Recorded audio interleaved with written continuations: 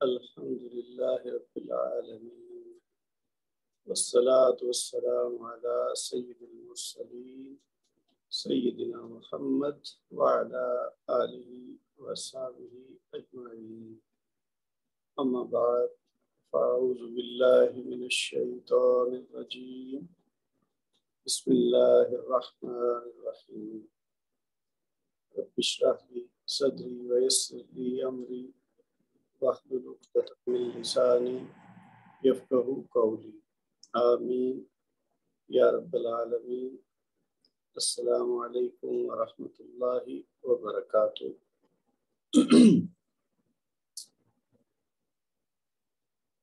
ہمارا یہ کورس سال 2022 کے شروع میں آغاز ہوا تھا اس کا، اور اس کے ہم نے 3 حصے کیے تھے۔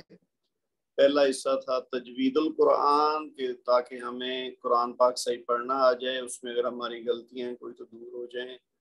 دوسرا حصہ تھا عربی گرامر کا، اور پھر اس کے مزید ہم نے 2 حصے کیے تھے۔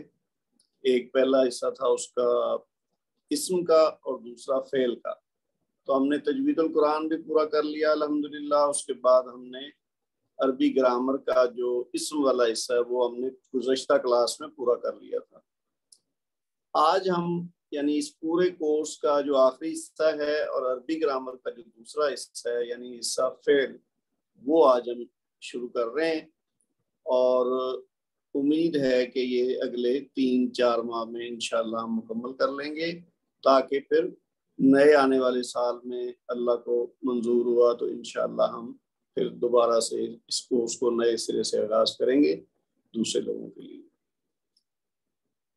اچھا، اسم والا حصہ جو پہلے رکھا گیا تھا اس کا ایک مقصد یہ بھی ہے کہ وہ نسبتاً آسان سمجھا جاتا ہے۔ تو انشاءاللہ سارا آسان اگر توجہ دی جائے تو یہ تو ویسے بھی ایک بنیادی کورس ہے عربی گرامر کا، اس میں کوئی ایڈوانس لیول کی چیزیں نہیں ہیں، تو اس لیے آسان چیزیں ہی ہیں، لیکن توجہ طلب ہے، کیونکہ تھوڑی سی محنت، تھوڑا سا وقت تو دینا پڑتا ہے کوئی بھی چیز سیکھنی ہو۔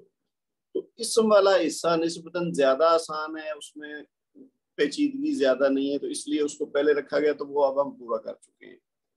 ایک مقصد یہ بھی ہوتا ہے کہ جب تک لوگ اسم والا حصہ پورا کرتے ہیں، اس میں اگر کوئی غیر سنجیدہ اسٹوڈنٹ ہے یا اس کی کوئی مجبوری ہے، وہ ٹائم نہیں دے پا رہا، یا کوئی مشکل آڑے آ گئی ہے تو وہ آگے نہیں کنٹینیو کر پایا، تو وہ پھر بیچ میں اگر چھوڑ گئے ہیں، تو جب تک ہم اسم والا حصہ پورا کرتے ہیں تب تک جو لوگ بچتے ہیں آگے کنٹینیو کرنے کے لیے، وہ نسبتاً زیادہ محنتی یا زیادہ سنجیدہ ہوتے ہیں، اور وہ دلچسپی لے رہے ہوتے ہیں، تو تب تک وہ ذہنی طور پر تیار ہو گئے ہوتے ہیں آگے والی چیزوں کے لیے۔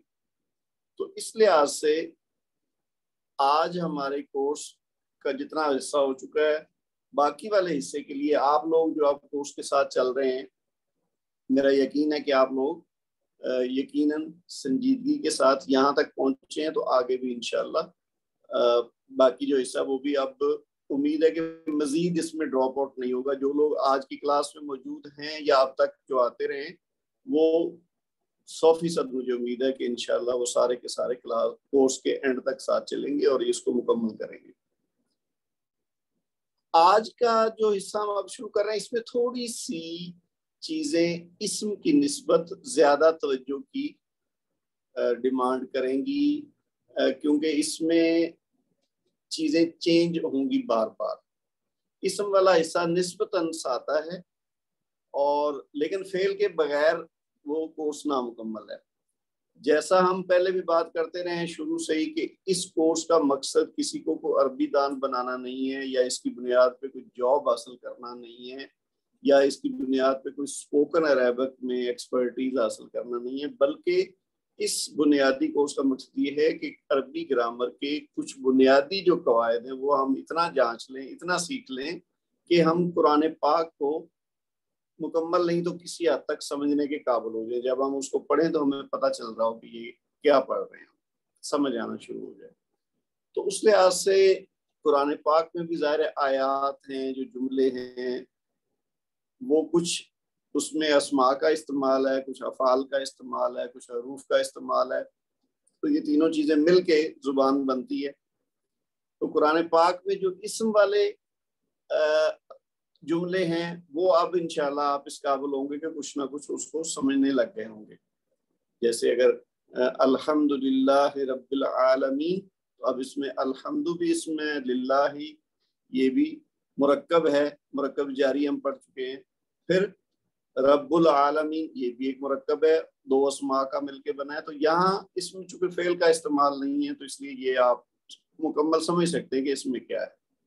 لیکن جب آئے گا ایاک نعبد و ایاک نستعین، تو نعبد اور نستعین یہ چیزیں فعل سے تعلق رکھتی ہیں. اسی طرح آگے بڑھتے جائیں گے تو ہمیں فرق نظر آئے گا کہ جو جملہ اسمیہ ہے وہ تو آپ کور کر چکے ہیں، لیکن جملہ فعلیہ جو ہے جس میں ورب کا استعمال ہے، فعل کا استعمال ہے، وہ بھی ہم نے سیکھنا باقی ہے. تو آج جو ہم چیز شروع کریں گے یہ تھوڑا سا آپ کو ڈفرینٹ لگے گا، کیونکہ اس میں جو ہے نا ہم ورب کی بات کریں گے اور ورب کی جو مختلف شکلیں ہیں ان کو آہستہ آہستہ مختلف لیسنز کے ذریعے ہم سیکھیں گے. تو یہ بھی بہرحال بنیادی کورس کا فعل والا حصہ ہے، اس لیے بہت زیادہ اس میں کوئی کمپلیکیٹڈ یا پیچیدہ چیزیں نہیں ہوں گی. کہنے کا مقصد صرف یہ ہے کہ آپ اپنی سنجیدگی کو نہ صرف برقرار رکھیں بلکہ تھوڑی سی توجہ کی مقدار اور بڑھائیں، تاکہ آنے والا کوئی لیسن اگر آپ کو کسی موضوع میں لگے کہ جی یہ تو تھوڑا سا کچھ ڈفرینٹ سا لگ رہا ہے یا تھوڑا پیچیدہ ہے یا تھوڑا مشکل ہے، تو وہ آپ یعنی یہ نہ سوچیں کہ یہ مشکل لگ رہا ہے، بلکہ تھوڑی سی توجہ زیادہ چاہیے بس اس کو سمجھنے کے لیے، ادروائز کو ایسا مشکل چیز نہیں ہوگی. تو آپ اٹینٹو رہیے گا، متوجہ رہیے گا. آج ہم جو پہلا لیسن کریں گے اس میں جو فعل کی بنیادی شکل ہے وہ ہم سیکھنے کی کوشش کریں گے. تو تھوڑا میں زیادہ ٹائم لگاؤں گا تاکہ بنیاد جو ہے اس کی وہ آپ کے ذہن میں اچھی طرح کلیئر ہو جائے. جو لوگ تو پہلے کچھ بنیادی چیزیں جانتے ہیں ان کو زیادہ آسان لگے گا، جو پہلی دفعہ بالکل زیرو سے آئے ہیں اور پہلے بالکل نہیں جانتے تو ان کے لیے بھی ہم کوشش یہ کرنی ہے کہ ان لوگوں کو سمجھ جائے جو بالکل نہیں جانتے. تو یہ تھوڑا تمہید باندھنا اس لیے ضروری تھا کہ تاکہ آپ ذہنی طور پر تیار ہو جائیں کہ آنے والا حصہ جو ہے نا وہ اسم والے حصے سے مختلف ہے، اور آپ نے اسی محنت سے دل لگی سے آپ نے ماشاءاللہ بہت محنت کی ہے اتنی دیر تک، اور اسم والے حصے کو کامیابی سے پورا کیا ہے، اس کی ایکسرسائزز کرتے رہے ہیں، مجھے اپنا ہوم ورک کر کے بھیجتے رہے ہیں. تو اسی دل جمعی کے ساتھ آپ نے باقی حصہ بھی پورا کرنا ہے، کیونکہ یہ اگر رہ گیا تو پھر جو پہلے ہم نے پڑھا وہ بھی ایسا ہمیں کو فائدہ نہیں دے گا. کیوں؟ کیونکہ جملہ اسمیہ اور جملہ فعلیہ یہ ساتھ ساتھ چلتے ہیں، یہ کوئی الگ نہیں ہے. خاص طور پہ اگر قرآن پاک کی بات کریں تو وہ ایک جملہ اسمیہ آئے گا، اگلا ہو سکتا ہے جملہ فعلیہ آ جائے، پھر آگے جملہ اسمیہ آ جائے، تو یہ مکسچر ہوتا ہے. تو اب ہم جو فعل والا حصہ کریں گے تو یہ دونوں کو ملا کے ایک چیز مکمل ہمارے حصے میں آئے گی جو انشاءاللہ آگے جا کے ہمارے لیے فائدہ مند ثابت ہوگی. تو میں آپ کے ساتھ جو ہے نا وہ نوٹ شیئر کرتا ہوں. اچھا، اسم والا حصہ ہم پہلے کر رہے تھے تو وہ نوٹس بھی آپ کے پاس تھے. اب یہ میں نے یہ والی فائل جو ہے آپ لوگوں کو واٹس ایپ گروپ میں شیئر کر دی تھی، امید ہے آپ لوگوں نے اپنے پاس اس کو محفوظ کر لیا ہوگا. اگر پرنٹ کرنا چاہیں تو ٹھیک ہے، ادروائز آپ کے پاس اگر یہ ڈیجیٹل فارم میں بھی رہے تو کافی ہے. اچھا جی، فعل والے حصے کا جو پہلا لیسن ہے، لیسن نمبر 1، وہ پہلے تو ہم آغاز کریں گے کہ فعل ہوتا کیا ہے. انگلش میں اس کو ہم ورب کہتے ہیں. اچھا، فعل جس طرح ہم نے پڑھا تھا نا اسم، تو اسم کسی چیز یا شخص یا جگہ کے نام کو کہتے ہیں، ٹھیک ہے. اب فعل جو ہے یہ کسی کام کے ہونے کو کہتے ہیں. یعنی عربی زبان میں زمانے کے لحاظ سے جو فعل ہے وہ 3 قسم کا ہوتا ہے. بنیادی بات تو یہ ہوگی کہ فعل کسی کام کے کرنے کو کہتے ہیں، اور پھر فعل 3 قسم کا ہوتا ہے.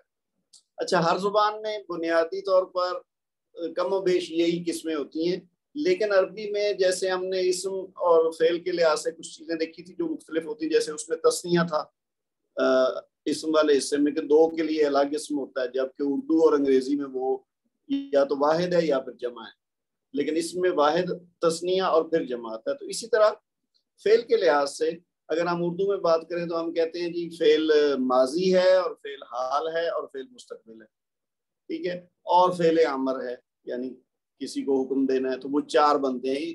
یہی پیٹرن انگلش میں ہے. لیکن عربی میں تھوڑا سا فرق یہ ہے کہ فعل ماضی ہے جس میں گزرے ہوئے زمانے کا ذکر ہوتا ہے.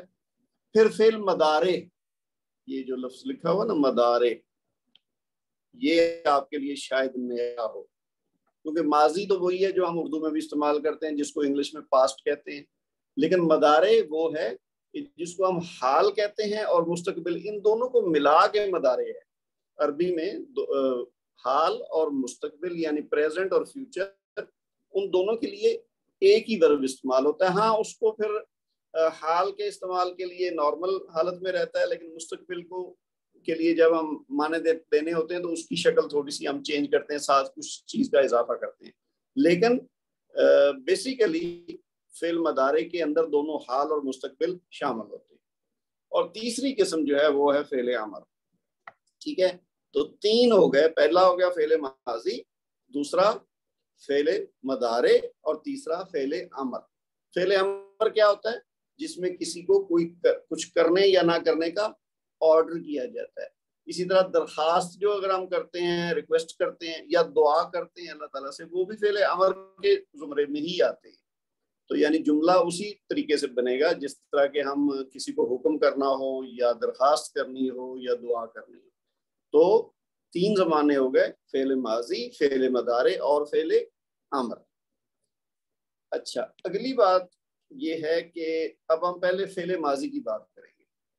اس میں کام کے گزرے ہوئے زمانے میں ہونے کا ذکر ہوتا ہے، یعنی پاسٹ ٹینس کہتے ہیں نا انگلش میں. تو یعنی جو کام ہو چکا ہے وہ فعل ماضی ہے. مثال کے طور پر یہ دیکھیے، مثالیں آپ کے سامنے لکھی ہوئی ہیں کہ دارابا. اب یہ دارابا کا مطلب ہے اس نے مارا. اب یہ جو لکھا ہوا نا، اس میں ترجمہ لکھا ہوا اس ایک مذکر نے مارا. تو مذکر اگر ہم نہ بھی لگائیں تو اس نے مارا، اگر میں کہوں اردو میں تو اس میں انڈرسٹوڈ ہے کہ یہ مذکر کی بات ہو رہی ہے، اس نے مارا. لیکن اگر ہم اس میں مؤنث ہو تو پھر بھی اگر ہم اس میں تفصیل نہ جائیں تو ہم کہیں گے اس نے مارا. تو اس لیے اس کو ساتھ یہ جو لکھا ہوا نا ایک مذکر نے مارا، تو یہ وضاحت کے لیے کہ یہ دارابا جو ہے، کیونکہ مؤنث کے لیے دارابا نہیں ہوگا، اس کے لیے ڈفرینٹ لفظ آئے. تو مطلب کہنے کا یہ ہے کہ یہ ماضی کی بات ہو رہی، تو یعنی اس نے گزرے ہوئے زمانے میں مارا. ٹھیک ہے، دارابا اس نے مارا. دوسری مثال کیا ہے؟ ناصارا، اس نے مدد کی. خراجہ، وہ نکلا. اچھا، یہ سب مذکر کے لیے ہیں، مؤنث کے لیے تھوڑی سی شکل ڈیفرنٹ ہوگی. اب آپ غور کریں کہ یہ الفاظ دارابا ہم اردو میں بھی کہتے ہیں نا اس نے ضرب لگائی، یہ وہ اسی میں سے نکلا ہوا لفظ. تو وہ معنی لحاظ سے بھی آپ دیکھیں نا، ضرب لگانا یا مارنا ایک ہی بات ہے. اسی طرح ناصرہ، ہم ویسے تو اردو میں ترجمہ کریں گے اس نے مدد کی، لیکن اگر آپ ناصرہ کے ساتھ ملتا جلتا لفظ اردو میں ڈھونڈے تو آپ کو مل جائے گا کہ ہم کہیں گے اس نے نصرت کی، اس کو نصرت پہنچی، یعنی مدد. ٹھیک ہے، تو ناصرہ سے لفظ نصرت نکلا ہے، وہ بھی مدد کے معنوں میں ہم اردو میں بھی یوز کرتے ہیں. اسی طرح خراجہ جو ہے، خراجہ کا اردو ترجمہ ویسے تو ہم کریں گے وہ نکلا، لیکن خارج ہوا یہ ہم اردو میں بھی یوز کرتے ہیں کہ وہ وہاں سے خارج ہوا، تو یا وہ وہاں سے نکلا. تو یعنی تینوں الفاظ پہ اگر آپ غور کریں تو آپ کو اردو میں اس کا کچھ نہ کچھ تعلق نظر آئے گا. لیکن ہر لفظ، جیسے میں پہلے اسم والے حصے میں بھی کہتا رہا ہوں کہ ہر لفظ عربی کا اردو میں استعمال نہیں ہوتا. تو جو کافی سارے الفاظ استعمال ہوتے ہیں ان کی وجہ سے ہمیں آسانی لگتی ہے. تو یہ ماضی میں ہونے والے جو کام ہیں ان کی یہ تین مثالیں آپ نے دیکھی، دارابا، ناصرہ، خراجہ. یہ ابھی ہم سٹارٹ لے رہے ہیں، ابھی ان کی ساری تفصیل آگے تھوڑی تھوڑی کر کے آئے گی، آپ کے لیے یہ بالکل واضح ہو جائے گا. اچھا، اوپر والی یہ جو مثالیں ہیں ان سے ہمیں کیا معلوم ہوا کہ جو بھی کام ہوا ہے وہ ماضی میں یعنی گزرے ہوئے زمانے میں ہوا. ٹھیک ہے، کام کو کرنے والا جو ہے وہ تو کوئی نہ کوئی ہوتا ہے. اگر میں کہوں دارابا اس نے مارا، اب اس میں نظر نہیں آ رہا کہ کس نے مارا، یعنی مارنے والا کوئی ہے لیکن وہ اس کا پتہ نہیں چل رہا کہ کس نے مارا، لیکن کوئی نہ کوئی ہے جس نے یہ کام کیا ہے. تو اس کو کام کرنے والے کو ہم کیا کہتے ہیں؟ فاعل. اردو میں بھی ہم فاعل ہی کہتے ہیں، انگلش میں ہم کہتے ہیں سبجیکٹ. جو کام کرنے والا ہوتا ہے تو جملے میں جو اس کی حیثیت اس کو ہم سبجیکٹ کہتے ہیں، اور جس پہ کام ہو رہا ہوتا ہے اس کو ہم آبجیکٹ کہتے ہیں. تو اردو میں ہم کام کرنے والے کو فاعل اور جس پہ کام ہو رہا ہے اس کو مفعول کہتے ہیں. تو عربی میں بھی وہی الفاظ ہیں. یعنی سمجھ لیں کہ عربی سے یہ الفاظ اردو میں آئے ہیں. تو کام کرنے والے کو کیا کہتے ہیں؟ فاعل یا فاعل. تو لیکن یہ جو مثالیں ہیں ان کے اندر فاعل ہمیں نظر نہیں آ رہا. ٹھیک ہے، نام چونکہ ظاہر نہیں ہے. تو ضربہ میں کام کرنے والے کا نام ظاہر نہیں ہے، اور ناصرہ میں مدد کرنے والے کا نام نہیں ہے، اور خرجہ میں نکلنے والے کا نام نہیں ہے. ایسی صورت میں جب کام کرنے والا فاعل نظر نہ آئے تو وہ پوشیدہ ہوتا ہے. یعنی عربی میں اس کو کہتے ہیں مستتر. یعنی فاعل وہاں ہے لیکن نظر نہیں آ رہا. تو یعنی اس کی جگہ ضمیر کے ساتھ ترجمہ کیا جاتا ہے. ضمیر ہم ضمائر پڑھ چکے ہیں، ہوا، ہما، ہم وغیرہ. تو اب جب ہم اردو میں ترجمہ کر رہے ہیں تو آپ نے دیکھا نا، میں نے کہا ضربہ، اس نے مارا. تو اب یہ جو اس ہے نا، یہ ایکچولی ضمیر ہے. نصرہ میں جو اس ہے یا خارجہ میں وہ ہے، یہ ضمیریں ہیں. تو اس سے پتہ چل رہا ہے کہ اس میں فاعل کون ہے، وہ کہ ابھی ظاہر نہیں ہے، اس کا نام نہیں ہے. ٹھیک ہے. تو جیسے ضربہ میں اس نے مارا، ناصرہ میں اس نے مدد کی، خرجہ میں وہ نکلا. تو یہ ضمیریں جو ہیں نا، ضمائر جو ہیں، یہ ایکچولی فاعل کو ریپرزینٹ کر رہی ہیں. اچھا، یہ تو ہے جس میں فاعل مستتر یعنی چھپا ہوا ہوتا ہے. دوسری صورت کیا ہو سکتی ہے کہ ایک فاعل جو ہے یعنی جو کام کرنے والا ہے، وہ جملے کے اندر اس کا نام ظاہر ہو، پوشیدہ نہ ہو. اس کی مثالیں کیا ہیں؟ جیسے یہ دیکھیے، ضربہ الاستاذ. اب پہلے تھا خالی ضربہ، اس نے مارا. اب ہمیں پتہ نہیں تھا کہ مارنے والا کون ہے، لیکن اب ہے ضربہ الاستاذ، استاد نے مارا. اب یعنی جو مارنے والا ہے اس کو پوائنٹ آؤٹ کر دیا گیا ہے، اس کا نام ظاہر کر دیا گیا ہے، یا اس شخص کی طرف ہنٹ دے دیا گیا کہ یہ ہے جس نے مارا ہے. اسی طرح ناصرہ الغنی، مالدار نے مارا. غنی ہم اردو میں بھی کہتے ہیں نا مالدار کو. تو ناصرہ الغنی، غنی یعنی مالدار نے مدد کی. خرجہ الولد، لڑکا نکلا. یعنی پہلے ہم نے خالی یہ 3 الفاظ استعمال کیے تھے، اور اس میں ہم نے ضمیر کے ذریعے کہا تھا کہ اس نے مارا، اس نے مدد کی، وہ نکلا. اب جو کام کرنے والے لوگ ہیں ان کا ساتھ ذکر آ گیا، الاستاذ، الغنی، الولد. ٹھیک ہے.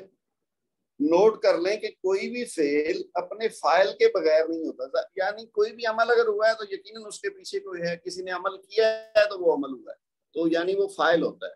تو فاعل ہم نے کیا سیکھا اب تک کہ یا تو فاعل پوشیدہ یعنی مستتر ہوتا ہے، یا ظاہر ہوتا ہے. اگر اس کا نام نہیں دیا ہوا تو پھر ہم ضمیر کی مدد سے یعنی وہ، اس، انہوں نے، ہم نے، اس طرح کا کہیں گے. لیکن اگر نام دیا ہوا ہے تو پھر ہم وہ ساتھ فاعل کا نام لگا دیں گے، یعنی وہ ظاہر ہو چکا ہوگا. اچھا، یہ ایک چیز ہوگی. اس سے اگلی بات یہ ہے، حروف مادہ ہوتے ہیں کسی بھی لفظ کے اندر. بنیادی حروف ہوتے ہیں کچھ، ان کو ہم حروف مادہ کہتے ہیں. انگلش میں آپ کہہ لیں روٹ لیٹرز. ٹھیک ہے، روٹ لیٹرز، حروف مادہ. یہ کیا چیز ہے کہ عربی زبان میں کوئی بھی فعل جن بنیادی حروف پر مشتمل ہوتا ہے انہیں حروف مادہ یعنی روٹ لیٹرز کہتے ہیں. کیسے؟ جیسے انہی کی مثال اگر ہم دوبارہ لے لیں، جو ابھی ہم نے مثالیں اوپر دیکھی ہیں، تو یہ دیکھیے جیسے ہے نا ضربہ. اب ضربہ کے اندر ویسے تو لفظ ایک ہے ضربہ، لیکن اس میں اگر آپ غور کریں، اس کو علیحدہ علیحدہ کر کے دیکھیں تو پہلے ضاد ہے، پھر را ہے، پھر با ہے. تو ان 3 حروف کو مل کے ضربہ بنا. اسی طرح باقی مثالیں دیکھ لیں. یہ ہے جیسے فاتحہ، اس کا مطلب ہوتا ہے اس نے کھولا. تو اب اس میں ایک فا ہے، پھر تا ہے، پھر ہا ہے. تو یہ 3 حروف اس کے حروف مادہ ہیں. اسی طرح اگلا لفظ دیکھ لیں، سامعہ. سامعہ اس نے سنا. اس میں سین، میم، عین، یہ 3 حروف ہیں جو مل کے سامعہ بنا ہے. پھر ناصرہ، ابھی جس کی مثال ہم نے اوپر بھی دی، جس کا مطلب ہوتا ہے اس نے مدد کی. تو اس کے حروف مادہ کیا ہیں؟ نون، صاد، را. حاسبہ، اس نے گمان کیا، اس نے حساب لگایا. ٹھیک ہے. تو اس میں کیا ہے؟ ہا، سین اور با. اور کاروما ایک لفظ ہوتا ہے، وہ باعزت ہوا، وہ اکرام والا ہوا، وہ عزت والا ہوا. تو اس میں کیا ہے؟ کاف ہے، را ہے اور میم ہے. بڑی سمپل سی بات ہے. کہ جس ترتیب سے یہ الفاظ لکھے ہوئے ہیں داربا، سامیہ، حاسبہ، فتحہ، نصرہ، کارما، اسی ترتیب سے آگے وہ توڑ کے حروف لکھے ہوئے، اس میں کوئی یعنی مشکل چیز نہیں ہے، لیکن جسٹ آپ نے ذہن میں رکھنا ہے کہ یہ حروف مادہ کہلاتے ہیں، کیونکہ یہ جو داربا ہے نا اس سے پھر آگے اور افعال بنیں گے. یہ تو ابھی اس کی بنیادی شکل ہے نا داربا، لیکن پھر یہ ابھی واحد کی بات ہے، پھر مثنیٰ کی بات آئے گی، پھر جمع کی بات آئے گی، پھر ماضی ہے تو پھر مضارع کی بات آئے گی، پھر امر کی بات آئے گی، تو وہ پھر اس کی شکل داربا کی چینج ہوتی جائے گی، یہ مختلف شکلیں اختیار کرے گا. لیکن بنیادی طور پر یہ آپ نے ذہن میں رکھنا ہے کہ اس کا جو حروف مادہ ہے وہ وہی رہے گا، یعنی ضاد، را اور با. یہی بات باقی سب کے لیے. جیسے اگر فاتح ہے تو فا، تا، ہا اس کے حروف مادہ ہیں، بنیادی حروف ہیں، لیکن اس کی شکلیں 50 مختلف ہو سکتی ہیں، 20 مختلف ہو سکتی ہیں، اور اس حساب سے اس کا معنی بدلتا جائے گا، یعنی زمانہ بدلتا جائے گا اور تعداد بدلتی جائے گی، جنس بدلتی جائے گی، لیکن بنیادی جو حروف ہیں حروف مادہ وہی رہے. تو یہ ایک چیز خاص ہوتی ہے حرف مادہ. کسی بھی لفظ کے اندر روٹ لیٹرز ہوتے ہیں، اور یہ عام طور پر 3 ہوتے ہیں، بعض اوقات زیادہ بھی ہوتے ہیں، لیکن اکثریت جو الفاظ ہیں عربی میں ان کے حروف مادہ 3 ہی ہوتے ہیں. ٹھیک ہے جی. اچھا یہ بات ہوگی حروف مادہ کی. اچھا اگلی چیز ہے وزن اور صیغہ. یہ دو اور یہ اچھا بنیادی اصطلاحات ہیں عربی زبان میں ورب کے لحاظ سے. تو یہ پہلے لیسن میں ہم ان کو یعنی یاد کر رہے ہیں، سمجھ رہے ہیں، تو یہ آگے استعمال ہوتی رہیں گی. وزن کیا ہے، صیغہ کیا ہے، روٹ لیٹر کیا ہے یعنی حروف مادہ کیا ہے، فعل ماضی کیا ہے، مضارع کیا ہے، امر کیا ہے، یہ ساری چیزیں آج کے بنیادی لیسن میں ان کی چھوٹی چھوٹی تفصیل ہے، کیونکہ ان کا پھر آگے استعمال ہوگا بار بار، تو پھر آپ کو سمجھ آ جائے گی کہ ہم کس پوائنٹ کی بات کر رہے ہیں. تو جو وزن ہوتا ہے یہ جیسے آپ کہہ لیں ڈائی انگلش میں ہم کہتے ہیں نا، اور صیغہ جو ہے وہ حالت ہے اس کی، یعنی وہ جو ورب ہے، کوئی خاص فعل ہے، وہ کس شکل میں ہے، وہ شکلیں بدلیں گی اور وزن بھی بدلے گا. وزن سے کیا مراد ہے؟ عربی زبان میں اہل زبان نے فعل کی بناوٹ کو مختلف اوزان میں استعمال کیا ہے. یہ وزن کی جمع ہے اوزان. ٹھیک ہے. اب اوزان کیا ہے؟ یہ ایک سے زیادہ اوزان ہے، یعنی کوئی فعل ایک وزن پہ ہے، دوسرا فعل کسی اور وزن پہ ہے، کوئی تیسرا فعل کسی اور وزن پہ ہو جائے. بنیادی طور پر یہ 3 شکلیں آپ دیکھیے، فعلا، فاعلا، فاعولا. ابھی ہم نے پچھلے ٹاپک میں دیکھا نا، سامیہ بھی تھا، فعلا بھی تھا، کاروما بھی تھا، تو وہ ڈفرینٹ وزن تھے. اب ہم اس کو سمجھ رہے ہیں کہ وزن سے مراد کیا ہے. یعنی یہ جو فعلا ہے اس میں آپ غور کریں، اگر میں اس کو تھوڑا سا اگر بڑا کروں ایسے دیکھیے، تو آپ یہاں دیکھیے کہ اس میں فا، عین اور لام یہ 3 حروف ہیں، اور تینوں کے اوپر فتح ہے یعنی زبر ہے. اس حصے میں بھی وہی فا، عین، لام ہے، حروف بنیادی طور پر وہی ہیں، لیکن یہاں فا اور لام کے اوپر تو زبر ہے لیکن عین کے نیچے زیر ہے. اس میں تینوں کے اوپر زبر ہے، یہاں پہ عین کے نیچے زیر ہے، اور آگے پھر فا اور لام کے اوپر تو زبر ہے لیکن عین کے اوپر پیش ہے، فاؤلا. اچھا یہ تو جسٹ وزن کے طور پر ہے. حرف اس میں جو لفظ صحیح ہے وہ فعلا ہی ہے، باقی اس کی صرف شکل دکھانے کے لیے کہ یہ ایک بنیاد ہے وزن کی، اس وزن پہ مختلف الفاظ ہوں گے. یعنی فعلا تو صحیح ہے لیکن فاعلہ جسٹ وزن دکھایا گیا، اس وزن کے اوپر بہت سے عربی کے الفاظ ہوں گے. اسی طرح فاؤلا کے وزن پہ بھی بہت سے عربی کے افعال ہوں گے جو ہم آگے پڑھتے جائیں گے. اچھا اب آپ دیکھیے کہ ان اوزان کو استعمال کرتے ہوئے جب کوئی فعل لکھا جاتا ہے تو اسے صیغہ کہتے ہیں. ٹھیک ہے.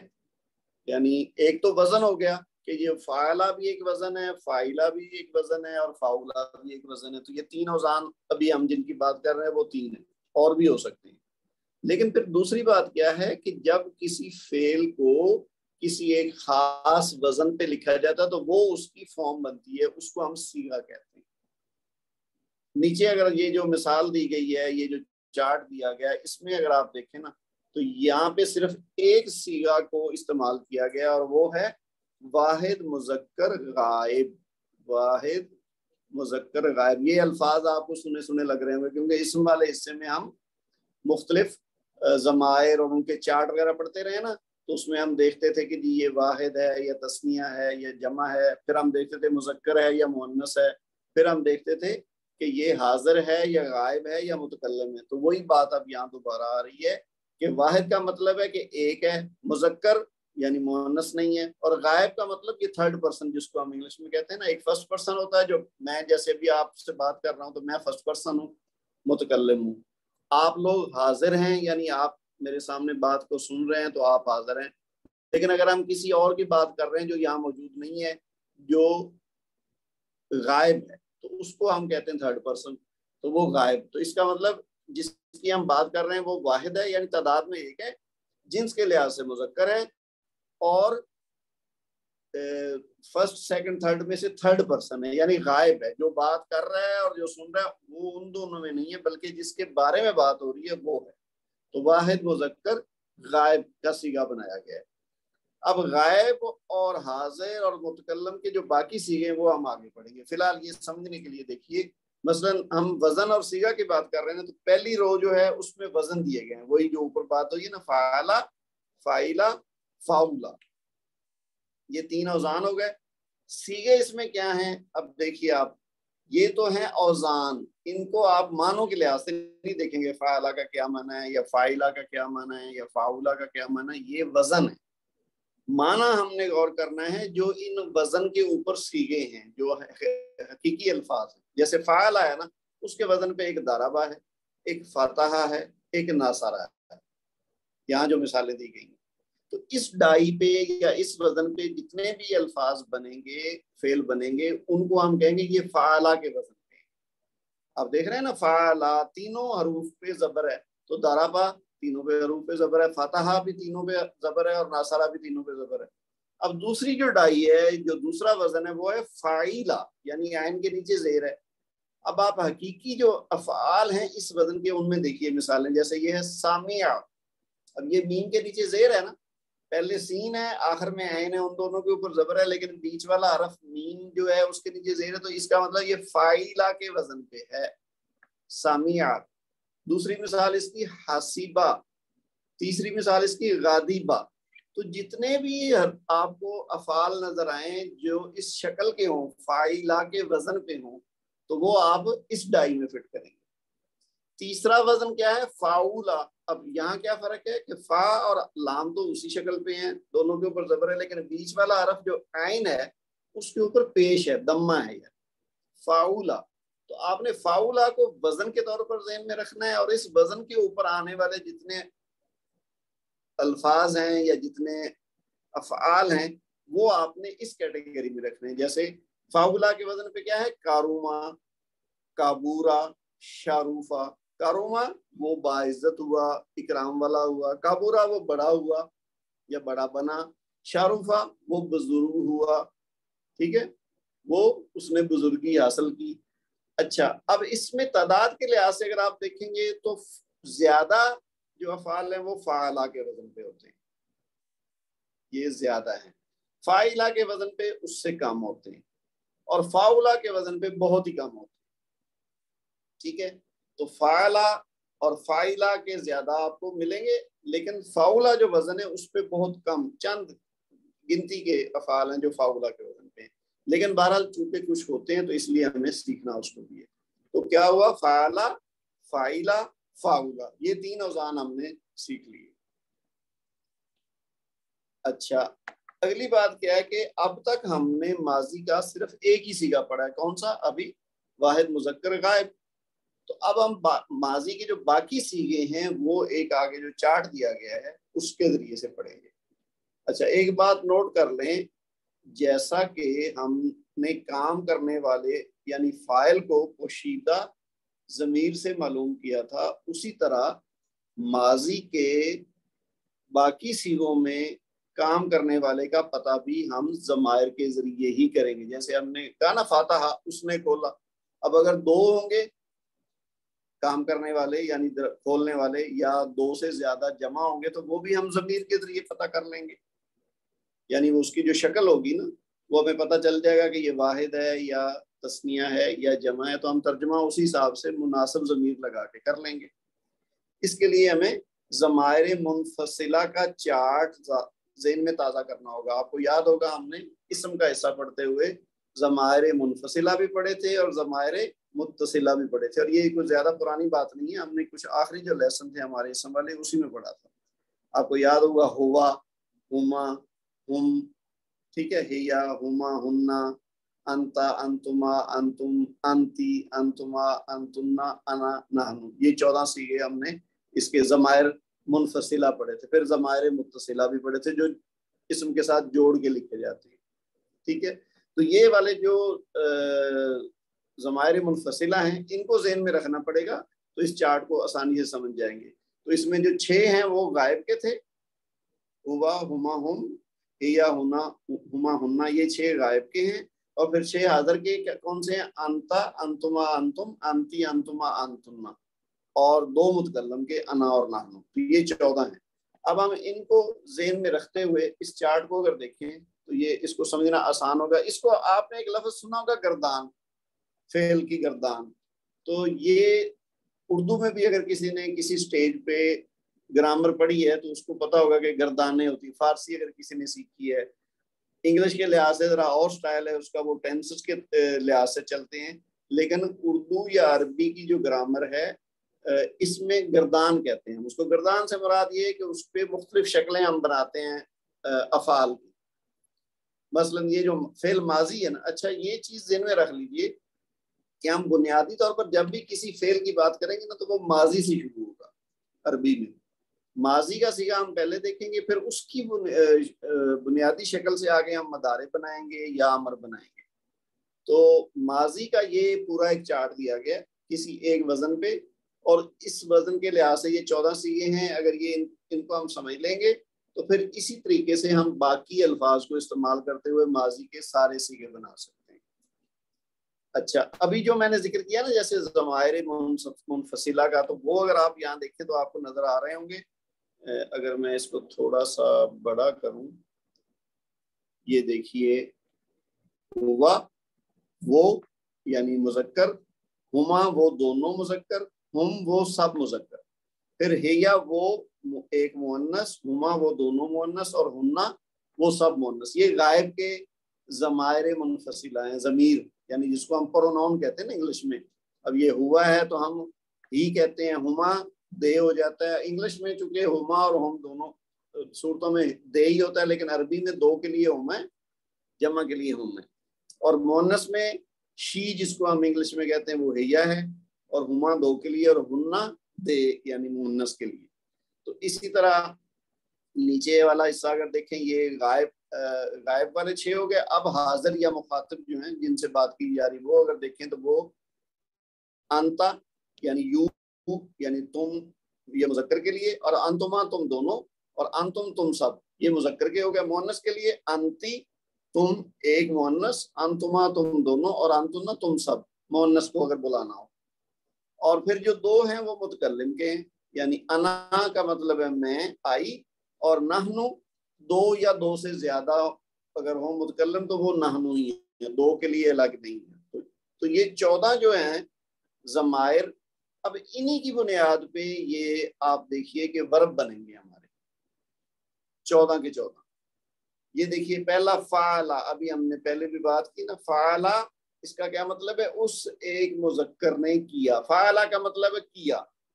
فعل کہتے ہیں نا ہم, ورب یعنی کرنا. تو یہ بنیادی لفظ ہے عربی گرامر کو یا اس کی گردان کو سمجھنے کے لیے, جو ہم یہ وزن کے طور پر بھی فعلا استعمال ہوتا ہے, اور لیکن یہ بامانہ ورب اٹ سیلف ہے. فعلا کا مطلب ہے ہی ڈڈ, اس نے کیا. ٹھیک ہے, اب دوسرا کیا ہے؟ اب یہ ہوا ہے نا, یعنی فعلا ہوا ہے ایکچولی کہ اس نے کیا. اب ہما کے ساتھ کیا ہے؟ فعلا. یہ جو تھا نا فعلا, اس کے ساتھ کیا ہم نے کیا؟ صرف الف لگا دیا آخر میں, تو یہ فعلا اس کا مطلب ہے ان دونوں نے کیا. یہ مذکر کے لیے ان دونوں نے کیا. ابھی اس کی تفصیل ہم مزید ایک ایک کی الگ الگ سے پڑھیں گے, لیکن فی الحال آپ جسٹ کوئی کس کا جو ہے نا وہ انٹروڈکشن دیکھتے جائیں. تیسری چیز, اگر ہم ہے یعنی ان سب نے کیا, تو کیا کیا؟ فعلو. اب اس میں کیا شکل تبدیل ہوئی ہے کہ آخر میں ہم نے لام کو پیش دے دی ہے اور واو ساکن کے ساتھ الف لگا دیا. تو فعلوا کا مطلب ہے ان سب نے کیا. پھر غائب مؤنث میں کیا آئے گا؟ ہیا، شی. تو اس کا ہے فعلت. یہ ایک دفعہ آپ نے ان کو ذہن میں بٹھا لینا ہے، یہ 14 شکلوں کو. تو پھر ان کی بنیاد پہ آپ کوئی بھی لفظ لگائیں گے تو وہ اسی شکل میں بنتا جائے گا. جیسے اب فاعل آنا، اس نے کیا، جالسا وہ بیٹھا، ٹھیک ہے، ذہبا وہ گیا. تو اسی وزن پہ ہم الفاظ جتنے آئیں گے وہ بناتے جائیں گے اور ان کی یہ 14 شکلیں یہی رہیں گی. جیسے فاعلا سے فاعلا ہے نا، تو ذہبا سے ذہبا، ذہبو، یہ ہوتا جائے گا. لیکن فی الحال ہم ایک لفظ بنیادی فاعلا جو ہے نا اس کو سمجھ لیں کہ یہ 14 شکلیں کیسے بنیں گی. تو یہ 3 ہو گئی مذکر کی. ایک کے لیے فاعلا اس نے کیا، فاعلا ان دونوں نے کیا، فاعلو ان سب نے کیا. تو مؤنث ہوگا اگر کرنے والا تو ہم کیا کہیں گے؟ فعلت، اس نے کیا، یعنی اسے ایک مؤنث نے کیا، یعنی اس عورت نے یا اس لڑکی نے کیا. فعلت. اور فعلتا جس طرح اوپر ہے نا فعلا کے ساتھ الف لگا، تو اسی طرح آپ دیکھ لیجیے فعلت کے بعد الف لگ گیا تو فعلتا ان دونوں نے کیا. یعنی جو مؤنث ہیں، کوئی لڑکیاں ہیں یا عورتیں ہیں، ان دونوں نے کیا تو فعلتا. اور اگر 2 سے زیادہ ہوں مؤنث اور ان سب نے کچھ کیا ہو تو ہم کیا کہیں گے؟ فعلنا. مذکر کے لیے فعلو ہے، جمع کے لیے، مؤنث کے لیے فعلنا. تو یہ 6 صیغے ہو گئے غائب کے. ٹھیک ہے. اب آپ آ جائیے حاضر کے صیغے جو 6 ہیں، یعنی جن سے بات آپ کر رہے ہیں ان کی کیا شکل ہوگی. یہ دیکھیے فعلتا. اب دیکھیں فعلت تھا اوپر، اس مؤنث نے کیا، لیکن یہاں ہے فعلتا تو نے کیا. اب یہ مذکر کے لیے فعلتا تم نے کیا. یعنی ایک ہے جس کو میں کہہ رہا ہوں، مثلا آپ جو میری بات سن رہے ہیں، اگر میں کسی ان میں آپ میں سے کوئی مذکر ہے، کوئی آدمی ہے، اس کو میں کہوں کہ تم نے یہ کیا تو میں کہوں گا فعلتا تم نے کیا. اگر میں 2 کو مخاطب کر کے کہوں تو میں کہوں گا فعلتما تم دونوں نے کیا. اور اگر میں سب کو کہوں کہ تم سب نے کیا ہے کوئی کام، مثلا آپ نے ہوم ورک کیا ہے، آپ نے سبق یاد کیا ہے، آپ نے جو ہے نا وہ لیٹ جوائن کیا ہے، یا آپ نے ٹائم پہ جوائن کیا ہے، یا آپ نے محنت کی ہے، تو میں سب کو کہوں گا تو میں کہوں گا فعال تم سب نے کیا. وہ تفصیل کیا ہے کہ کیا کام کیا وہ ہم پھر جب جملے بنائیں گے تو اس میں ایڈ ہوں گے الفاظ. لیکن بنیادی طور پر یہ سمجھ لیں کہ یہ کہ بیسک شکل اس کی کیا ہے کہ فعال تم سب نے کیا. اچھا، اسی طرح یہ تھی مذکر کی بات. اب مؤنث کی بات کریں تو کہیں گے فعلتی. اس میں فرق کیا ہے؟ وہ تھا فعلتا، جیسے ہے نا انتا تم مذکر اور انتی تم مؤنث. تو فعل جب استعمال کریں گے تو کیا ہوگا؟ فعلتا مذکر کے لیے، تو مؤنث کے لیے ہو جائے گا فعلتی، تا کے نیچے زیر ہوگا. تو ہم مؤنث مخاطب ہو تو ہم اس کو کہیں گے تم نے کیا. اور 2 ہوں تو پھر فعلتما ہی ہے، مذکر مؤنث دونوں برابر ہیں، فعلتما. لیکن جب جمع کی بات آئے گی تو مذکر کے لیے فعلتم تھا، لیکن مؤنث کے لیے ہے فعلتن. فعلتن کا کیا مطلب ہے؟ تم سب نے کیا. یعنی مؤنث ہیں. اب فرض کیا اس کلاس میں مثال کے طور پر اگر 4 یا 5 خواتین ہیں تو میں ان سب کو مخاطب کر کے اگر کوئی کام کہوں کہ آپ سب نے یہ کیا تو میں کہوں گا فعلتن. ٹھیک ہے، فعلتن تم سب نے کیا یا آپ سب نے کیا. وہ ہم ترجمہ اردو کے حساب سے اپنی ریکوائرمنٹ کے مطابق کر سکتے ہیں. اچھا، اب آخری حصہ اس کا جو ہے چھوٹا سا، وہ ہے کہ یہ جو متکلم والے صیغے ہیں 2، وہ کیا ہیں؟ جب میں اب بات کر رہا ہوں تو میں اپنی اگر بات کروں کہ مثلا میں نے سبق پڑھایا ہے اگر، تو یہ ایک کام کیا ہے تو میں کہوں گا فعلتو میں نے کیا. اگر ایک ہو تو فعلتو. اچھا، اس میں مذکر اور مؤنث میں فرق نہیں ہے. کہنے والا آدمی ہو یا کہنے والی عورت ہو تو وہ فعلتو ہی کہیں گے. اکیلے کو جب خود بات کر رہا ہو کوئی تو وہ مذکر مؤنث میں فرق نہیں ہے عربی کے لحاظ سے فعلتو.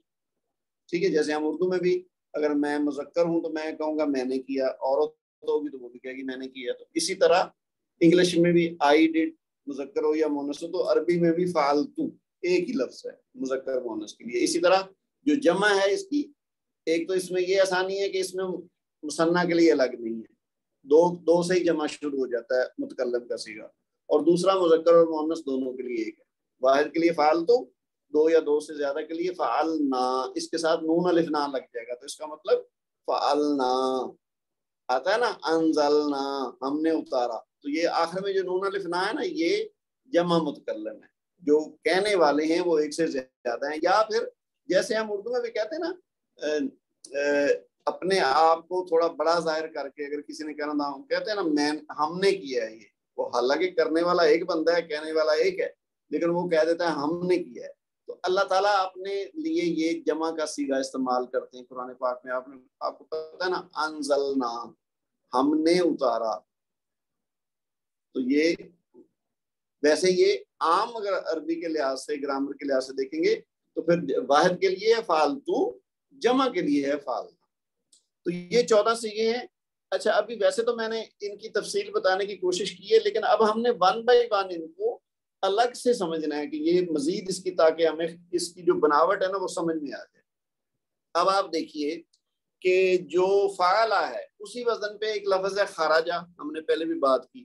تو آج ہم جو شروع والے 5-6 صیغے ہیں نا 7 صیغے ان کی بات کر لیتے ہیں. پھر باقی ہمارے دوسرے لیسن میں چیز وہ ہم اگلی کلاس میں کریں گے تاکہ بہت لمبی نہ کلاس ہو جائے. تو اب وہی چیز جو ابھی ہم نے 14 صیغوں کے بارے میں بات کی ہے نا اب تھوڑی سی مزید اس کی شکل دیکھتے ہیں. اور ایک یہ ہے کہ لفظ ہم بدل دیں گے. تو جس طرح فعلہ تھا نا اسی طرح اب آپ مثال لے لیں خراجہ.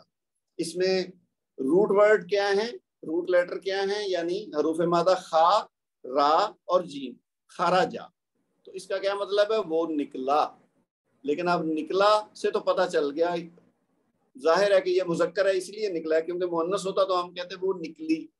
لیکن کچھ الفاظ میں نہیں پتہ چلتا جیسے اس نے کیا. اب اس نے کیا مؤنث ہو مذکر ہو دونوں کے لیے ہم کہیں گے اس نے کیا. تو ہمیں کیا بتانا پڑے گا کہ جی یہ مذکر ہے یا مؤنث ہے. لیکن کچھ الفاظ ایسے ہیں جن کا ہم ترجمہ جب کریں گے تو وہ خود بخود ترجمہ واضح کر دے گا کہ بات مذکر کی ہو رہی ہے یا مؤنث کی. جیسے خراجہ تو ہم کہیں گے وہ نکلا، مؤنث ہوتا تو ہم کہتے ہیں وہ نکلی. تو یہ وہ ایک مذکر نکلا جس سمجھانے کے لیے ایک مذکر کا لفظ لگایا تاکہ پتہ چل جائے کہ یہ مذکر کی. ٹھیک ہے. اچھا اس میں فاعل جو ہے اس جملے میں یعنی یہ ویسے دیکھیے آپ خراجہ ایک لفظ ہے لیکن یہ پورا ایک جملہ ہے اپنی جگہ پہ. اس کا مطلب ہے وہ نکلا. اب وہ نکلا ایک پورا جملہ ہے. تو اس میں فاعل جو ہے وہ ہوا ہے جو کہ مستتر ہے یعنی پوشیدہ ہے. اگر کوئی کہے کہ جی خراجہ کا فاعل کون ہے تو ہم کیا کہیں گے، ہوا یعنی وہ نکلا. اردو کے لحاظ سے دیکھیں تو ہم کہیں گے اس کا جو فاعل ہے وہ ہے، اور عربی کے لحاظ سے ہوا ہے اور انگلش کے لحاظ سے ہی ہے. ٹھیک ہے. اچھا اب دوسرا صیغہ ہم نے جیسے پڑھا نا فعلا سے فعلا ان دونوں نے کیا. تو اب خراجہ سے خراجا کیا کیا ہم نے، یہ جیم کے بعد الف لگا دیا تو یہ بن گیا ہے 2 کا صیغہ. وہ دونوں نکلے یا وہ 2 مذکر نکلے. تو اس میں خا، را اور جیم کے بعد ایک جو الف لگی ہے یہ تسنیہ یعنی 2 کی علامت ہے. جب آپ دیکھیں نا فعلا، ذہبا، جلسا، خرجا تو اگر آخر میں الف لگا ہوا ہے تو سمجھ لیں یہ تسنیہ کی بات ہو رہی ہے، 2 کی بات ہو رہی ہے. ٹھیک ہے. تو خرجا وہ دونوں نکلے. اس میں ضمیر کیا ہے، اس میں تو تھی ہوا تو اس میں کیا ہے ہما یعنی 2. ٹھیک ہے. تو اگر ہم اس کی فاعل ہم سمجھنا چاہیں کہ کیا ہے تو اس میں فاعل ہے ہما گو کہ مستتر ہے یعنی پوشیدہ ہے. اچھا اگلی چیز کیا ہے، خراجو. ہم نے اوپر جو چارٹ میں دیکھا تھا نا تو اس میں تھا فعلا، فعلا، فعلو ان سب نے کیا. تو اب خراجو وہ سب نکلے یعنی وہ سب مذکر نکلے. گو کہ یہاں مذکر ہم نہ بھی کہیں تو وہ مذکر یا نکلے جب کہیں گے تو عورت کے لیے مؤنث کے لیے نکلے نہیں کہیں گے، ہم کہتے ہیں وہ سب نکلیں اگر مؤنث ہو تو وہ سب نکلے خراجو. اس میں کیا ہوا ہے، خا، را اور جیم کے بعد کیا ہے، ایک تو واو ہے یہ والا اور اوپر الف لگا ہوا ہے خراجو. جیم کے اوپر پیش لگ گئی واو ساکن اور الف تو یہ بن گئی جمع کی شکل خراجو. یہ جمع کی علامت ہے. جب ہم کہتے ہیں نا خراجو یعنی وہ سب نکلے تو اس جملے میں نکلنے والے 2 سے زیادہ مذکر ہیں جن کی ضمیر کیا ہے، ہم. تو یہاں پہ ضمیر تھی ہوا، یہاں پہ ہے ہما اور یہاں پہ ہے ہم یعنی وہ سب نکلے. اور یہاں فاعل پوشیدہ ہے یعنی ہم. اسی طرح اس سے آگے والے حصے میں اگر ہم جائیں تو مؤنث والے میں آ جائیں. ابھی ہم نے مذکر کی بات کی نا, تو اب مؤنث والے میں کیا ہے؟ خرجت, وہ نکلی, وہ ایک مؤنث نکلی. مذکر کے لیے تھا خرجہ, وہ نکلا. خرجت, وہ نکلی. اس میں یعنی جیم کے بعد تا ساکن لگ گئی, تو یہ علامت آپ ذہن میں رکھ لیجئے. خرجت, وہ نکلی. جلست, وہ بیٹھی. ذہبت, وہ گئی. فعلت, اس نے کیا, یعنی مؤنث نے کیا. تو یہ آخر میں تا ساکن جو ہے نا, یہ مؤنث کی علامت ہے غائب کی. تو اس میں جو تا ساکن کا اضافہ ہوا یہ مؤنث کو ظاہر کرتا ہے.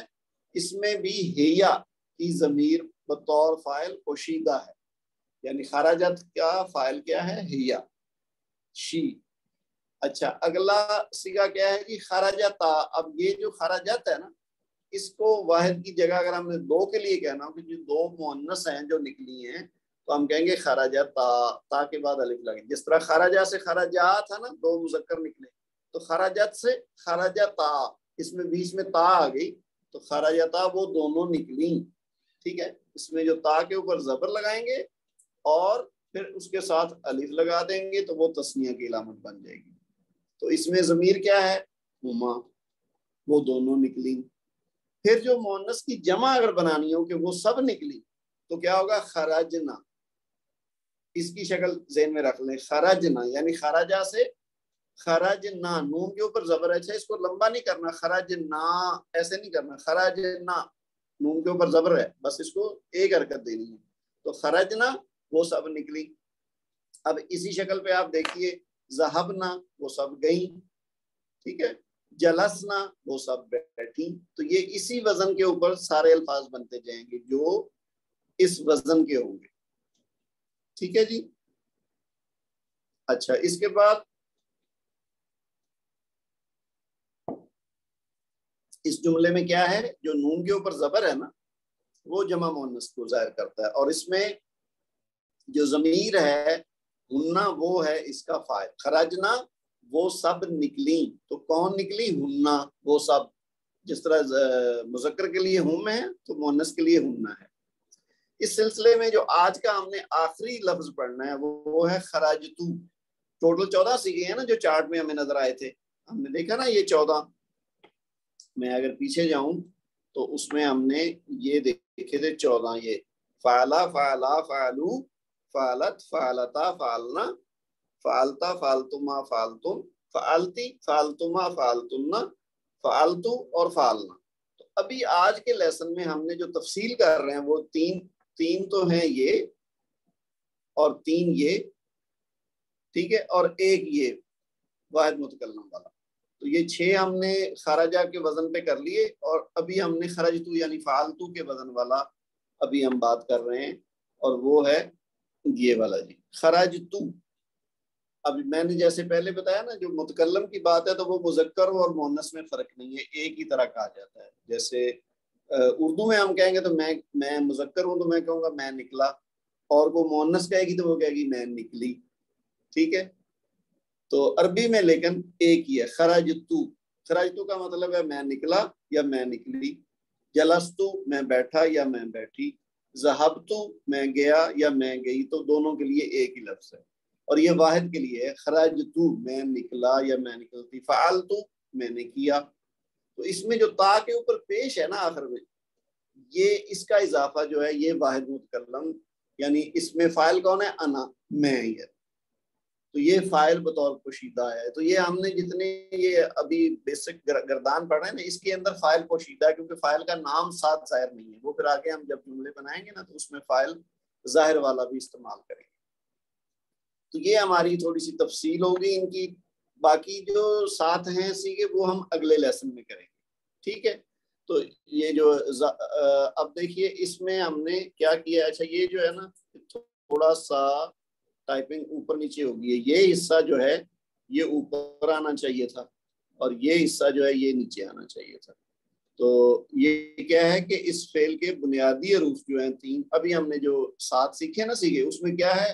خا, را اور جیم خارجہ سے بنے ہو, اور ان میں الف, واو, تا اور نون ظاہر کر رہے ہیں اور یہ سب فائل بند کر رہے ہیں، یعنی خا را جیم کے ساتھ الف ایڈ ہو رہا ہے، کبھی تو معنی چینج ہو رہا ہے، کہیں پہ واو الف ہو رہا ہے تو وہ جمع بن رہا ہے، تا لگ رہا ہے تو وہ اور معنی دے رہا ہے، نون لگ رہا ہے تو اور معنی دے رہا ہے. تو لیکن بنیادی حروف کون سے ہیں؟ روٹ لیٹرز خا را اور جیم.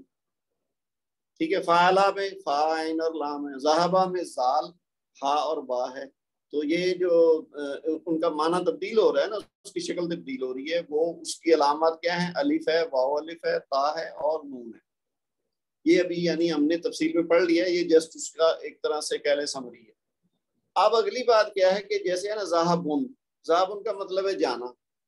اس کے حروف مادہ کا استعمال کرتے ہوئے نیچے خالی جگہ میں فعل کی گردان سے مناسب صیغے کا استعمال کریں. یہ جو ہے یہ آپ کی ایکچولی ایکسرسائز ہے آج کی. ٹھیک ہے. بس ایک ہی اس میں کوشچن ہے اور وہ آپ نے کیا کرنا ہے کہ اس میں یہ جو دیا ہوا ہے نا چارٹ، یہ دیکھیے جی، وہ ایک مذکر بازار کی طرف گیا. اب ابھی آپ نے دیکھا نا اوپر لکھا ہوا ذہبن، ذہبن سے پہلے کیا بنے گا؟ ذہبا. جیسے ہے نا فعلا، ابھی ہم نے دیکھا خرجا، تو اسی وزن پہ ہے. ذہبا کا کیا مطلب ہے؟ وہ گیا، یعنی مذکر ہے کوئی ایک اور وہ گیا ہے. کہاں گیا ہے؟ بازار کی طرف.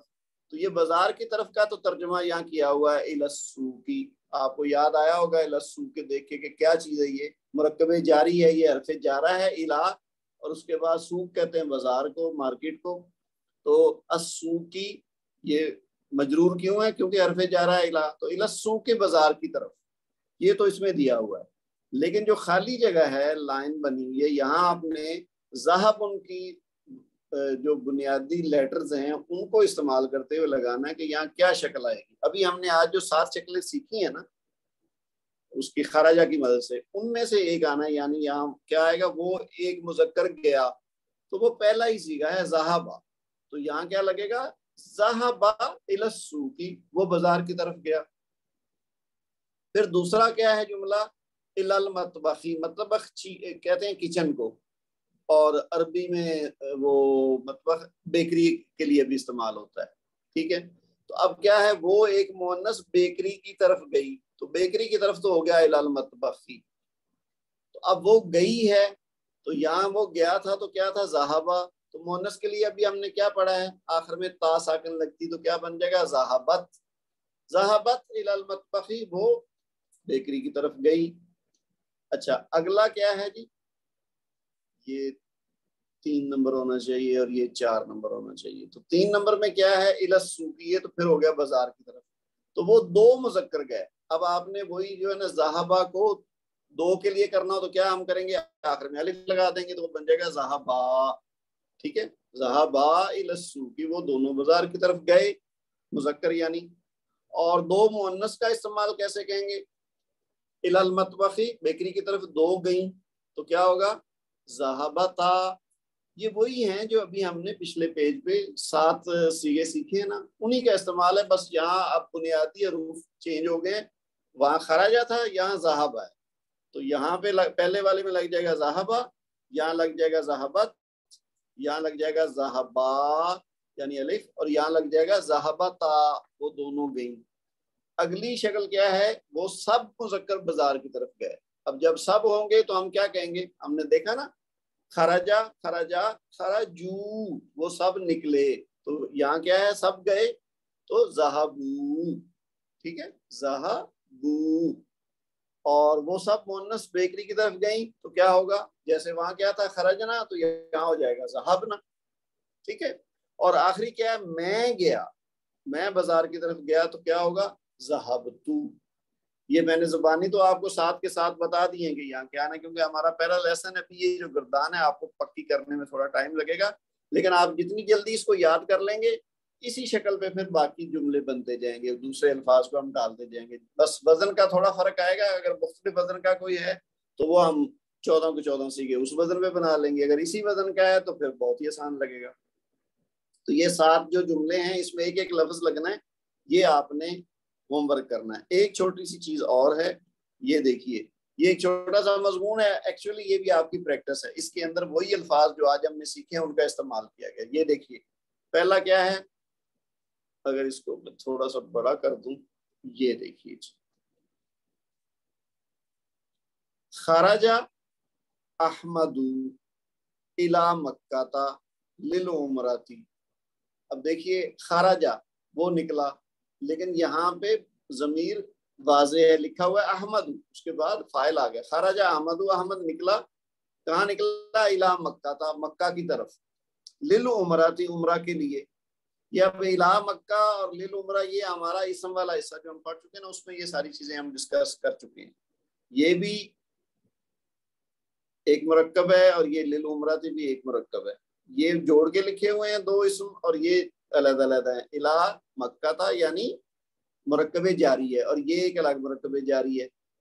تو مکہ کی طرف عمرہ کے لیے احمد نکلا، مکہ کی طرف عمرہ کے لیے یعنی عمرہ کرنے کے لیے. ثم پھر وجد ناصرا، اس نے دیکھا ناصر کو یا پایا ناصر کو. ہی فاؤنڈ ناصر فی المسجد الحرام، مسجد الحرام کے اندر. بعد الصلاۃ، نماز کے بعد. طافا، اب یہاں دیکھیے طافا اصل میں کیا تھا؟ طافا، اس نے طواف کیا، لیکن یہ الف لگا تو یہ دو کے لیے ہو گیا نا. ابھی ہم نے دیکھا نا، جیسے فعلا سے فعلا ان دونوں نے کیا، ذہبا سے ذہبا وہ دونوں گئے، ٹھیک ہے. خراجہ سے خراجا وہ دونوں نکلے. تو طافا ان دونوں نے طواف کیا. بعد الصلاۃ طافا حول الکعبۃ، نماز کے بعد دونوں نے کعبہ کے گرد طواف کیا. حولہ کا مطلب ارد گرد. ثم نظر حامدا واکلوا الطعام، یہاں طعامہ نہیں ہے، طعامہ ہونا چاہیے، بیچ میں عین اس میں سے غائب ہو گئی ہے. الطعامہ عین ہے بیچ میں اس میں. تو ثم نظرا، پھر دیکھا حامدن، حامد کو. وَأَكَلُوا اب کتنے لوگ ہو گئے؟ پہلے احمد تھا اکیلا، وہ نکلا عمرہ کے لیے، پھر اس نے ناصر کو دیکھا وہاں، اور اب اس نے حامد کو بھی دیکھ لیا. تو اب 3 لوگ ہو گئے نا، تو یہ جمع کا صیغہ بن گیا. تو اکلو اس لیے آیا ہے، اکلا کا مطلب ہوتا ہے اس نے کھایا. تو اکلا ان دونوں نے کھایا، اکلو ان سب نے کھایا. یہ آپ دیکھیے پہلے واحد اور تثنیہ اور جمع کے مذکر کے صیغے آپ ایک ہی نظر میں سیکھ لیں. ذہبا ذہبا ذہبو، ٹھیک ہے. تو اکلا اکلا اکلو، اس نے کھایا ان دونوں نے کھایا ان سب نے کھایا. تو سب نے کھایا، اکلو الطعام کھانا. 3 لوگ ہو گئے نا، تو اکلو آ گیا. اب کیا ہے جی؟ مؤنث کی بات آ گئی. خرجت فاطمہ، تو فاطمہ مؤنث ہے نا اور واحد ہے، تو خرجت فاطمہ نکلی. وطافت، اور اس نے طواف کیا. ولیکن، اور لیکن، ما اکلت، اور اس نے کھایا نہیں. ما اکلت اس نے نہیں، ما کا مطلب منفی. فوراً یعنی فوراً نہیں کھایا. بعد قلیل، کچھ دیر کے بعد. وجدت زینب و مریم، تھوڑی دیر کے بعد اس کو زینب اور مریم ملی. یعنی وجدت اس نے پایا کس کو؟ زینب کو اور مریم کو. خرجنا وہ سب نکلی. اب یہ 3 ہو گئی نا، تو جمع کا صیغہ آ گیا. خرجنا وہ سب نکلی، للصحیح صحیح کرنے کے لیے. بینا درمیان، صفا والمروہ، صفا اور مروہ کے درمیان صحیح کرنے کے لیے سب نکلی. خرجنا، تو یہ اصل میں آپ کو ایک طریقے سے بار بار پریکٹس کرا کے یہ سکھایا جا رہا ہے کہ یہ مختلف شکلیں جو ہے نا اس فعل کی وہ کیسے بنتی. تو یہ دیکھیے خراجہ واحد، وجدہ واحد ہے، طافہ تثنیہ ہے، نظرہ واحد ہے، اکلو جمع ہے مذکر کا، خرجت مؤنث کا واحد آ گیا، طافت بھی اور اکلت بھی، پھر وجدت بھی. خرجنا جمع کا آ گیا یعنی مؤنث کے لیے. اچھا، اسی طرح یہ چھوٹی سی حدیث دیکھیے، حدیث نبوی صلی اللہ علیہ وسلم. عن ابی ہریرہ رضی اللہ عنہ عن النبی صلی اللہ علیہ وسلم، یعنی حضرت ابو ہریرہ رضی اللہ عنہ سے روایت ہے کہ نبی صلی اللہ علیہ وسلم کے حوالے سے کہ قال اللہ، اللہ تعالیٰ نے فرمایا، عز و جل، اللہ عز و جل نے فرمایا، سبقت رحمتی غضبی، میری رحمت غضب پر سبقت لے گئی یعنی آگے ہے، یعنی میری رحمت جو ہے وہ میرے غصے پر غالب. تو یہاں پہ آپ کو کیا سکھانا مقصود ہے؟ سبقت، یہ کیا تھا؟ یہ طافت، اکلت، خرجت، فعلت، یعنی اس ایک مؤنث نے کیا. تو اس वजन पे क्या आया, साबाकत, यानी सबकत ले गई, यानी कोई मुअन्नस है जो एक से आगे बढ़ गई है, यानी सबकत ले गई है। तो रहमती अल्लाह ताला का फरमान है, हदीस के जरिए हम तक पहुंचा है कि अल्लाह ताला ने फरमाया है कि मेरी रहमत, रहमती गादाबी, यानी मेरे गुस्से पर सबकत ले गई, यानी वो मेरी रहमत जो है वो ज्यादा है मेरे गुस्से से। ठीक है, तो ये साबाकत का इस्तेमाल आ गया। तो ये हमारा जो आज का लेसन है ये इस तरह से पूरा हुआ है, थोड़ा सा लंबा हुआ है। ये थोड़े से अल्फाज हैं आपकी जस्ट वो वोकैबुलरी के लिए है, इसमें ये आप आगे मुमकिन जुमलों में इस्तेमाल हुए हैं, तो ये जस्ट आपकी इंफॉर्मेशन के लिए। लेसन हमारा यहाँ खत्म हो गया, ठीक है। और इसमें आपके ज़ुम्मे ये आखिरी सफ़े पे जो 2 क्वेश्चन दिए गए हैं या 3 कह लें, तो ये आपने एक तो ये वाला जो चार्ट है ये पूरा करना है। मैंने आपको सारे का जवाब दे दिया हुआ है, ये साथ के साथ का। इसी तरह ये जो मजमून दिया हुआ है इसका तर्जुमा करना है, और ये हदीस है इसका तर्जुमा करना है। तो ये आपका होमवर्क है। टाइम थोड़ा ज्यादा लिया है मैंने, इसलिए कोशिश की है कि आपको तफसील से समझा दूं। लेकिन अगर इसमें आपको 50% समझ आई है, 80% आई है, 100% आई है, आपने कितनी तवज्जो दी है, या आपका कितनी आपने जल्दी उसको समझने की कोशिश की है या समझ पाए हैं, उम्मीद ये है कि कम से कम आप इतना ज़रूर समझ गए होंगे कि अगर इसको रिवाइज एक दफ़ा कर लें, वीडियो ये शेयर की जाएगी उसको सुन लें, या ये जो नोट्स हैं इसको अगर आप 1-2 बार पढ़ लें, तो मुमकिन है कि आपको इंशाल्लाह ये पूरी की पूरी समझ आ जाए। और उसके बाद आपने उसको इस्तेमाल करके, एक तो ये पूरी गर्दान को समझने की कोशिश करनी है, इसको अगर आप फर्ज किया रट्टा भी लगा लें तो अच्छी बात है, ताकि आपके ज़हन में बैठ जाएगा कि ये अल्फाज कैसे कैसे हैं 14। तो 7 की तफसील हमने पढ़ ली है, बाकी 7 की हम इंशाल्लाह अगले लेसन में करेंगे। तो इसमें अगर फर्ज किया किसी को कुछ हिस्सा या कुछ परसेंटेज समझ नहीं भी आई बहुत क्लियरली, तो कोई अर्ज नहीं है, ये चीजें हम बार बार रिपीट करेंगे। जिस तरह आपको याद है ना, इसम वाले हिस्से में हमने जो शुरू में चीजें पढ़ी थी वो आखिर तक रिपीट होती रही। एक चीज हो सकता है हमने 50 बार की हो, दूसरी को 10 बार की हो, तीसरी 100 बार की हो। तो अगर एक बार में समझ नहीं आ रही, दूसरी में नहीं आ रही, तो तीसरी में, चौथी में, 10वीं बारी कहीं जाके समझ आ ही जाए। तो बस आप जुड़े रहेंगे इंशाल्लाह। तो जिस तरह हमने इसम वाला हिस्सा पूरा किया, इंशाल्लाह ये फेल वाला हिस्सा भी पूरा करेंगे। तो इसके साथ हमारी आज की क्लास तो हो गई खत्म। अगली क्लास तक के लिए अल्लाह हाफिज। सुब्हानकल्लाहुम्मा व बिहम्दिक, अशहदु अल्ला इलाहा इल्ला अंत, अस्तगफिरुका व अतूबु इलैक। वस्सलामु अलैकुम व रहमतुल्लाहि व बरकातुहू।